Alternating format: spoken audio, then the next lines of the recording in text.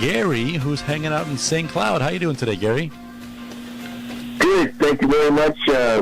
Larry, I need some help. I got a 2011 Hyundai Santa Fe. I replaced the two front struts and the two lower control arms because it's got over 160,000 miles on it.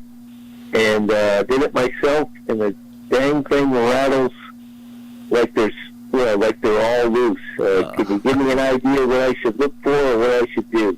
Now, when you replaced those front struts, did you use loaded struts?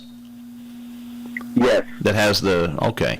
If they've got the mounts on them and the strut, and you replaced both the lower control arms, right, with the ball joints? Yes. Okay.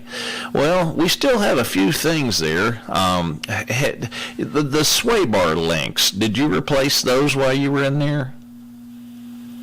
I did not. Yeah, that's public enemy number one. Those can make all kinds of noises, and a lot of times you can't hardly tell by just looking at them. And when they get loose, every time you go over a bump or a rough road, you're going to hear that rattle, rattle, rattle, and it'll drive you absolutely crazy. But if you've got the lower control arms done and you've got the loaded struts put in there, those mounts should be fine.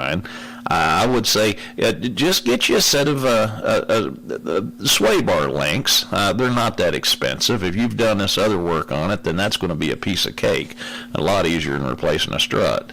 So just replace the links on it. Look at the bushings too. Sometimes they're a little hard to get to see because on that vehicle, I think they're mounted up behind, kind of around where your steering rack is. I don't think that a tie rod inner or outer is going to cause the noise that you're hearing. I think most of it's probably going to be due to the sway bar links. They're cheap, and if you've already done this other work, this is going to be a piece of cake. Let us know how it turns out.